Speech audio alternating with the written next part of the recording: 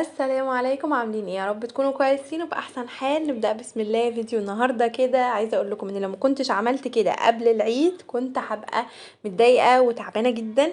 لا بالعكس، حاجات بسيطه عملتها فرحتني وحسستني ان الدنيا رايقه. وطبعا كلنا الحاجات دي بتفرق معانا كتير، حتى لو حاجات بسيطه، حتى لو ما جددتيش بتحسي ان انتي عملتي حاجات تفرق وفي نفس الوقت ما كلفتيش نفسك. عايزه اقول لكم ان البرطمانات دي والرش وكده ده كان قبل رمضان، بس حبيت اجيبها معاكم في الاول بحيث ان ايه ناخد فكرة كده عملنا ايه. قبل ما نبدأ بقى في الفيديو ما تنسينيش تعملي لايك واشتراك للقناة وفعلي زر الجرس عشان يوصلك كل جديد بإذن الله. بنزل فيديوهات وتعرفوا بيها. تمام تمام، تنسينيش بقى في اللايك. يلا بينا. اول حاجة ابتديت بيها كده هو اني عملت الغطيان بتاعه البرطمانات، جمعت البرطمانات اللي شبه بعض وحبيت ان انا ارشها كلها كده. وكمان الستيكر ده شكله لذيذ قوي، في نفس الوقت بيعرفك بقى ايه اللي حاطاه جوه العلبه، بحيث ان احنا ساعات كتير حاجات بتبقى شبه بعض وفي نفس الوقت شكلها لطيف يعني. وفي نفس الوقت ما رميتش البرطمانات، شكلها لذيذ وحلوه. كمان العلبه دي حلوه قوي على فكره، لو لقيتيها قدامك هاتيها فورا لان مساحتها حلوه. في نفس الوقت تقدري تشيلي تحط اتنين فوق بعض في الرف، بتبقى حلوه ما بتاخدش مساحه وفي نفس الوقت بتاخد كميه كبيره. تمام تمام. كده بوريكم البرطمانات. انا حاولت اجمع اللي هم شبه بعض. ده كده اللي هم مش يعني في حاجات مثلا ما حطيتش عليها الستيكر عشان ما مش عارفه لسه هحط فيها ايه. انا بحاول ان انا احط الحاجه اللي انا عارفه نفسي هستخدمها. تمام تمام. ده كده اسمه جبت علبة من ورنيش المائي دوت، مفروض ان هو بيبقى عازل للمية. بحيث بقى ان انت مثلا حطيتي ايدك بتفتحي البرطمان بتقفلي ايدك، ساعات بتبقى مش نظيفة او كده، فعايزة تمسحيها بفوطة بحاجة، عايزة تغسليها، فدي تبقى تمنع منها المية. يعني ما تخليش الرش يتشال من عليها وفي نفس الوقت تبقى عاملة عازل ما بينها وما بين الرش، ما يخليش الدهان يتشال. واصلة الفكرة يعني. تمام. هو اسمه ورنيش ابيض شفاف، ورنيش مائي شفاف. تمام. بس انا يعني للامانه انا غلطت فيه غلطه، فتقريبا هي دي اللي مش مدياله يعني مش مخلياه يعني مظبوط زي ما مفروض ان هو يبقى عازل. انا حطيت عليه شويه ميه، للاسف الراجل بتاع الموان اللي هو بتجيبي من عنده البويه بقى والورنيش ده والحاجات دي، هي تقريبا العلبه كانت ب35، قال لي حطي عليها كوبايه ميه، نص كوبايه كده. انا للاسف حطيت على الكميه كلها، فتقريبا دي كانت غلطه مني. فيعني خلي بالك بقى لما تجيبي ورنيش مائي ما تحطيش عليه ميه خالص. هو زي ما انتم شايفين، عايزه اوريكم البرطمان ده انا كنت عاملاه من قبلها وقلت اجرب، فحسيت شويه الى حد ما ان هو مش لا يعني لو جت ميه عليه برضو هيقشر. فمتهيالي هي دي الغلطه اللي ممكن تخليه ما يعني الكميه دي كلها باظت عليا. تمام. بس انتي لو اشتريتيها ما تحطيش عليها ميه. تمام. وهيبقى حلو قوي.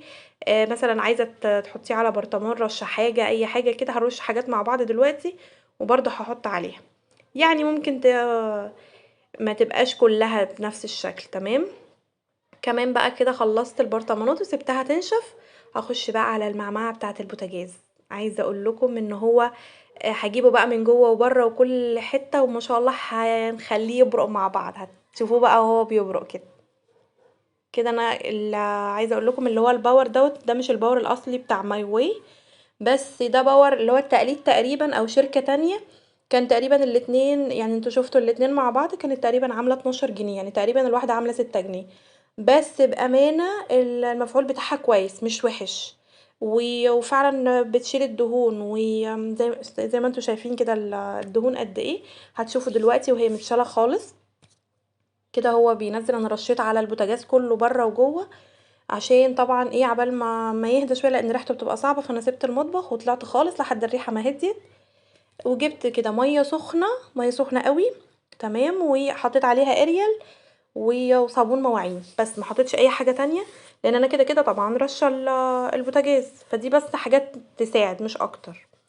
خدت كده وش الازاز من فوق البوتاجاز من فوق، وهبتدي بقى اخد كمان الحتت دي بالذات بتبقى مليانه دهون، هشيل كل دوت وهشيل كمان العيون. عايزه اقول لكم فعلا ان هي هتنضف وتبقى زي الفل. بتخلي برضو يعني على قد ما هي مش غاليه بصراحه، ايه 6 جنيه ولا حاجه، وفي نفس الوقت ادت مفعول كويس يعني على قد تمنها بمعنى صح.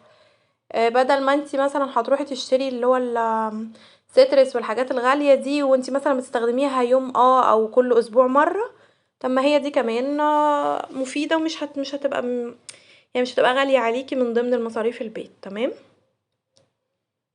انا في الاول طبعا عملتها من غير صابون ولحد ما طلعت كل الدهون بقى دي، وبعد كده رحت حطيت شوية صابون كده، وما شاء الله بصوا حتى الاستانلس بيلمع، يعني ما شاء الله جميل. وفي نفس الوقت المية السخنة مع الاريال برضو عملت مفعول حلو قوي.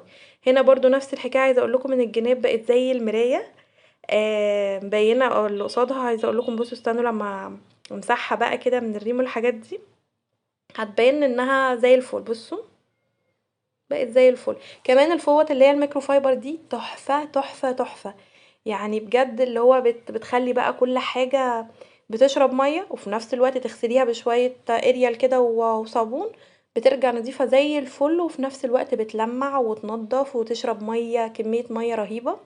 فبصراحة انا بحبها قوي قوي في المطبخ، يعني لو لقيتيها في اي حتة الميكرو فايبر دي لا ده اساسي في المطبخ. بصوا بقى الفرن، عايزة اقول لكم الفرن حاجة صعبة بس هيبقى زي الفل ان شاء الله. انا رشيت عليه طبعا، انا وريتكم الاول رشيت عليه كله وفكيت المسامير دي عشان هشيل بقى كل ده. الازازه طبعا دي هشيلها، افك المسمار واشيلها وارشها تاني برضو عشان طبعا تبقى من جوه ومن بره، وبعد كده بالسلكه وبشويه الاريال وبرضو هتبقى زي الفل ان شاء الله. هو يعتبر الوش دوت اللي هو الداخلي مش مليان قوي دهون. بس هنا كنت رشيتها تاني كمان، قلت بقى عشان ما تاخدش وقت معايا وفي نفس الوقت اخلص بقى وانجز. خدت جوه وبره بقى يعني حميت العيد بمعنى اصح، اللي هو يلا بقى عشان ايه يبقى كله ان شاء الله نضيف في نضيف كده، ما ناخد لنا اجازة العيد اجازة محترمة كده، ما نفكرش في حاجة. بصراحة تعب معانا قوي في رمضان كمان، فيعني لازم نحميه حمية العيد، اشمعنى هو يعني. بس كده ما شاء الله وبقى زي الفل كده. انا بوريكم كمان ال اسمها ايه اللي هي الفرشة دي، بتبقى السنون بتاعتها خشنة شوية، اظن عارفينها، هي بتبقى خشنة بجيب بيها الجناب وفي نفس الوقت ايه تجيب لي الزوايا دي ما بتبقاش باينه. بصوا عايزه اقول لكم هنا الازازه كانت عامله ازاي. اللون الابيض ده طبعا اللي هو من الرش لما نشف، انا سبتها فتره شويه حلوين، فلما نشفت بقى خلاص بقى عملت اللون الابيض ده. ابتدي واحده واحده بقى كده اللي هو اطلع فيها الجناب دي، كانت خلاص اللي هي مسوده قوي بس ما شاء الله برضو هتبقى زي الفل.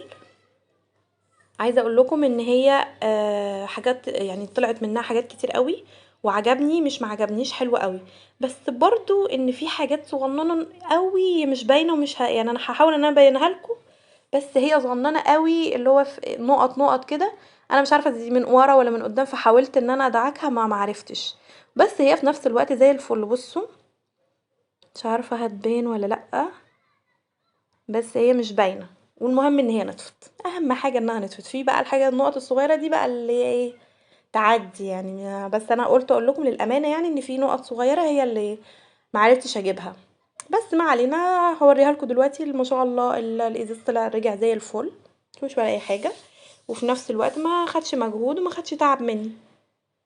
هحط بقى المسمار ونرجع كل حاجة كما كانت ولا كأنك عملت حاجة، ويرجع البوتاجاز زي الفل، وهوريهولكوا بقى في الاخر ما شاء الله رجع زي الفل، ما كملش يعني ربع ساعة في ايدي غسيل، وفي نفس الوقت عبال ما بقى الحاجة التانية تكون نزلت منها الدهون وخلاص خلص البوتاجاز، ما تعبناش في حاجة الحمد لله. اتمنى بقى منك لو لسه مكمله معايا الفيديو لحد هنا ما تنسيش بقى اللايك الحلو والاشتراك لو لسه ما اشتركتيش في القناه، ينورني ويشرفني اشتراكك في القناه طبعا، وننضم كده ونبقى اسره كبيره مع بعض باذن الله. بس كده كنت خلاص بقى خلصت، وهخش على العيون كده برضو كنت رشاها وركناها على جنب على حساس ايه تنزل بقى كل اللي فيها في نفس من غير دعك ومجهود كتير. بالسلكة الناعمة دي، انا بحب السلكة الناعمة بصراحة، وساعات بالسلكة الخشنة. لا انا هنا كنت بعمل بالسلكة الخشنة، فكانت بتطلع بقى اي حاجة. مسكتهم بقى واحدة ورا واحدة، خلاص خلص. ما خدتش وقت بجد يعني، اللي هو كذا حاجة مع بعض، فاللي هي مش هتاخد وقت. عارفين دي لو مثلا كل اسبوع مرة هعملها بصراحة مش هتتعب، مش هتبقى متعبة اصلا. كده كنت خلصت ونشفتهم، و برضو بالفوطة الميكروفايبر دي، فمريحة بصراحة. كده حطيتهم، كمان كنت غسلت اللي هو الحامل ده، اسمه ايه؟ اه ماشي، هقول عليه الحامل، مش عارفة، مش فاكرة اسمه دلوقتي. بس كده وما شاء الله الجناب كانت زي الفل، ودي اهو كله الله اكبر بقى زي المراية. ده بقى الباقي كنت عايزة اعمل دهان كده، كنت صواني عايزة ادهنها يعني، لو كملت الموضوع هوريهولكم، ما كملش مش عارفة بقى، ممكن اوريكم الفيديو ده ولا لا. بس هو اللي اتبقى معايا من كيلو البلاستيك دوت، اتبقى معايا الكمية دي. كنت عايزة اجدد الصواني يعني، فكان في فكرة معينة وحبيت ان انا اعملها، فما كملتش، وقفت على نقطة معينة، فلو عرفت اكملها هوريكم الفيديو، هقول لكم انا غلطت في ايه وايه اللي عملته. تمام. اتبقى منه بقى من الكيلو دوت الشوية اللي انتوا شفتوهم دول، فقلت بقى لازم اعمل الماسورة بتاعة الغاز. ماسورة الغاز كنت غسلتها ونضفتها كويس من الدهون اللي فيها وتمام، هي بس اللون الاصفر ده كان اللون بتاعها. وبعد كده مسكت بقى دهنت بقى، يعني ايه، قلت العب شويه بالدهان كده، وبصراحه يعني احساس متعه وانتي بتدهني كده وبتعملي، انا يعني صدقت بقى الناس اللي هم بيحبوا الدهان، وكل شويه انا دهنت شقتي، دهنت اوضتي، عملت سويت، لا يعني حقهم بصراحه، الموضوع ممتع جدا جدا يا جماعه. هحاول المره الجايه ان انا ادهن اي حاجه بقى في الشقه، لان حاجات كتير عايزه ادهنها بصراحه. انا كنت رشيت على السقف لان مش طايلاه طبعا، فقلت اجيبه بقى بالموب دي. رشيت انا واقفه كده ورحت جايباها بالموب، الحاجات اللي انا مش طايلاها. من ضمن بقى التغييرات، انا هشيل المطبقيه دي، كل الكوبايات فيها اللي انا ما بستخدمهاش والاطباق اللي ممكن بستخدمها وبنزلها، وبص الاقي نفسي بغسل مواعين قد كده وكتير. لا انا عايزه انزلهم واغير بقى المود بتاع الاطباق دي. ممكن اشيل الاطباق الاستانلس واخلي بس ايه الاطباق الازاز كده، تعملي شكل لذيذ في المطبخ، وفي نفس الوقت ايه تغيير يعني، ما يبقاش ان انا زي ما شلته زي ما حطيت. حابه ان انا اغير كده.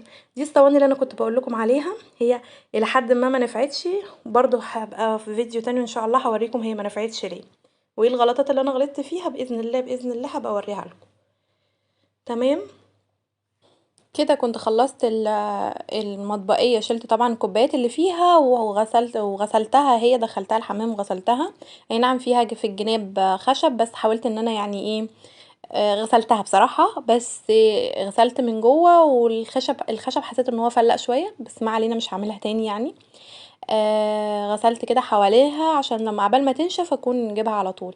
هنا بقى باقي البلاستيك اللي وريته لكم من شويه، عملت الماسوره، وهكمل باقي الشباك في حتت كده حاساها اللي هو مش الابيض اصفر، فقلت اخد الشباك معايا بالمره، برضو احساس بالمتعه حلو قوي. كده الماسوره اللي وريتها لكم جبتها كلها وبقت زي الفل بيضه كانها لسه متركبه، زي الفل، ما خدتش في ايدي ثواني على فكره. حلوة الفكرة دي، ان انتي كل فترة كده بكيلو بلاستيك تمشي الدنيا كلها بقى على الحاجات اللي زي كده. بوريكم كمان الوش من تحت اخدته كله، والوشين هنا. طبعا مش شغل بروفيشنال، ومش شغل جامد بقى، شغل صنايعي، لا هو شغل كده حاجة تجدد النفسية شوية بس مش اكتر. لا هنا كنت لسه ما غسلتش المطبقية، معلش سوري. هنا كنت لسه هغسلها وشلتها، بس لسه هغسلها دلوقتي، وبعد كده هكملها بقى في الحمام اشطفها. تمام. آه طبعا عشان فيها حاجات يعني حتت اماكن مصديه كده، فروحت رش عليها الاول، وبعد كده بنفس الميه السخنه والاريال واشتغلت فيها بقى، حاولت ان انا اجيب الاماكن المصديه دي. الحمد لله رجعت كويسه. تمام. هنا في الحوض طبعا مش هعرف اجيب المطبقيه كبيره، فقلت هدخلها الحمام احسن. كده خلاص كانت نشفت وبقت زي الفل. مش عارفة هتشوفوا بقى الحتت اللي فلقت في الخشب ولا لأ، بس هي حتت صغيرة قوي، بس قلت مش هعملها تاني ان انا اعمله بالمية يعني. بس كده تمام بقى، هركبها وابتدي بقى احط الاطباق. شلت خالص الاطباق الاستانلس وحاولت ان انا كده اهدي الدنيا واخلي الاطباق كلها شبه بعض، بحيث انها تروق النفسيه، ما تضايقش عيني ان في 100 شكل و100 لون في المطبقيه. والكوبايات طبعا بتاعه الميه، المجات كده. خلصنا الجزء اللي فوق كله الحمد لله، والسقف والحتت دي كلها تمام. ننزل بقى على تحت الحوض. كان في جرد الميه الثبت اللي هو بتاع البصل والثوم والحاجات دي، كله شلته. وهنا حطيت من اللي هو البريكس بالليمون. طبعا ما شاء الله بيرغي جامد جدا، فحطيت منه ما شاء الله زي ما انتم شايفين كده، والريحه حلوه وفي نفس الوقت نظافه بقى والرغاوي، وعايزه اقول لكم احساس حلو كده. كده كنت باخد من الجردل اللي فيه كله ميه، بملاه للطوارئ يعني للمطبخ او كده، ميه قطعت حاجه، عايزه تغسلي حاجه كده كده بتبقى موجوده. فعشان اغير الميه بتاعته ويبقى كله جديد في جديد كده، فهاخد منه واستخدم للمسح المطبخ، وفي نفس الوقت املاه ميه جديده. كده كنت بدلق منه. دي العلبيبه تحت الحوض كنت بدخل فيها، فالدنيا كانت اسهل شويه الحمد لله. كمان التربو كده ظبطته بقى بالمقشه والحاجات البسيطه من فوق، الحاجات اللي هي ملهاش استخدام عندي قوي. ومن تحت البصل والبطاطس تمام. كده هنا دي الستاره دي انا عاملاها تحت الحوض، لاني طبعا مش مقفله تحت الحوض. ده من نظام السكوتش اللي هو زي بتاعه الكوتشيات وكده، هي جايه منها راكبه منها فيها، ووريتها لكم فيديوهات مشتريات قبل كده تقريبا. دي كانت هي بالشكل ده. بلزق السكوتش نفسه بلزق غيره بقى، بكله اللي هي بتاعه الجزم والحاجات دي. والستاره بشيلها اغسلها واحطها تاني تمام. دي كانت حاجه من ضمن الحاجات يعني. كمان المصفى دي والباقي الغطيان دي لقيتها عندي، العلاقه دي لقيتهم كده شكلهم مش حلو، رحت كمان واخداهم في سكتي كده بالرش ده، فكانت الحمد لله يعني شكلها لذيذ. كده كنت بوريكم شكل البرطمانات وهي لسه هحط عليهم الغطيان وكده بس. كده المصفى بتاعه المعالق والحاجات دي خلاص نشفت، فقلت اوريكم شكلها بقى عامل ازاي. كمان الرف بتاع المشروبات دوت عايزه ادهنه لونه ابيض، لون ابيض لان اللون الخشبي حاساه قديم شويه، فاللي هو اللون الابيض هينطقه كده وينوره، يبقى زي كورنر كده للمشروبات تمام. ده كده كان الشكل النهائي بقى للمطبخ. خلاص الحمد لله نضفناه كله بقى زي الفل. لسه ما شلتش الحاجات بتاعه رمضان، الحمد لله بقى زي الفل وشكله حلو كده يفتح النفس.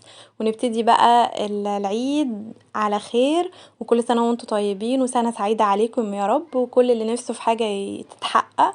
و نبقى خرجنا كده ان شاء الله بإذن الله من رمضان واحنا من العتقاء من النار. كل سنة وانتم طيبين، واتمنى الشهر الكريم يكون عدى عليكم بخير وسلام يا رب. مع السلامة.